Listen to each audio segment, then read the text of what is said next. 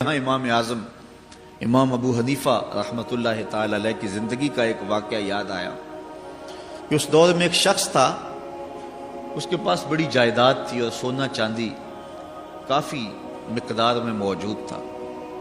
وقت آخر آ گیا، اس نے سوچا اگر میں کسی غریب کو دیا تو وہ اتنے بڑے سونے کی حفاظت نہیں کر سکتا، اور اگر میں کسی امیر کو دیا تو وہ اس کو غصب نہ کر جائے۔ خیر اس نے ایک شخص کو بلایا اور تھیلے میں ڈال کر کے وہ سونا اور وہ چاندی دیا۔ کہا جب میرے بچے جوان ہو جائیں تو جو تیرا جی چاہے وہ بچوں کو دے دینا۔ یہ وصیت نامہ ساتھ لکھا اور اس کے سپرد کر دیا۔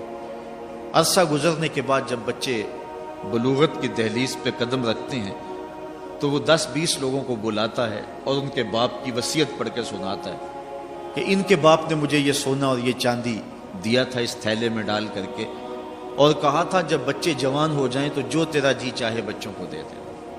اس نے وہ سونا چاندی خود رکھ لیے اور خالی تھیلا بچوں کو دے دیا۔ اب سارے کہتے ہیں کہ یتیموں کے ساتھ ظلم ہوا ہے، لیکن قاضی کی عدالت میں جائیں تو وہ کہتے ہیں باپ کی وصیت ہی ایسی تھی، میں کیا کر سکتا ہوں۔ علماء سے پوچھا تو کہا ہوا تو ظلم ہے بچوں کے ساتھ، لیکن باپ کی وصیت ہی ایسی تھی۔ چلتے چلتے بات امام الائمہ سراج الامہ حضرت امام اعظم ابو حنیفہ تک پہنچی۔ حضرت امام اعظم ابو حنیفہ کے سامنے جب مسئلہ پیش کیا گیا، فرمایا اس پر پنچایت کو دوبارہ بلا لو اور اس شخص کو بھی بلاؤ۔ بلا لیا گیا، بچوں کو بھی بلا لیا گیا۔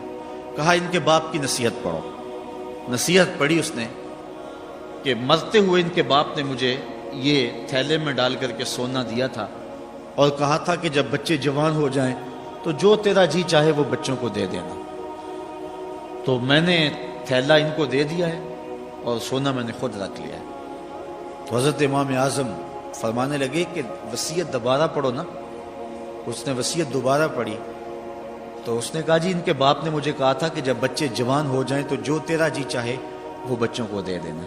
تو امام اعظم فرمایا کہ ان کے باپ نے کہا تھا جو تیرا جی چاہے وہ بچوں کو دے دینا۔ اب تو بتا تیرا جی سونے کو چاہ رہا ہے یا تھیلے کو چاہ رہا ہے؟ اس نے کہا جی میرا جی تو سونے کو چاہ رہا ہے۔ کہا وصیت یہی تھی جو تیرا جی چاہے وہ بچوں کو دے دینا، اب تو ان کو سونا دینا اور خود تھیلا رکھ۔ تو حضرت امام اعظم امام ابو حنیفہ نے اس طرح فیصلہ کر کے جو ہے وہ غریبوں کو اور یتیموں کو ان کا حق دلوا دیا۔ تو فرمایا لن تنالوا البر، تم اتنی دیر تک نیکی کو نہیں پا سکتے حتی تنفقوا مما تحبون، جب تک اس کو خرچ نہ کرو جس کو تم خود چاہتے ہو، جب تک اس سے خرچ نہ کرو جس کو تم خود چاہتے ہو۔ جو تم اپنے پاس رکھنا چاہتے ہو اس سے کچھ حصہ خرچ کرو گے تو پھر تمہیں نیکی ملے گی۔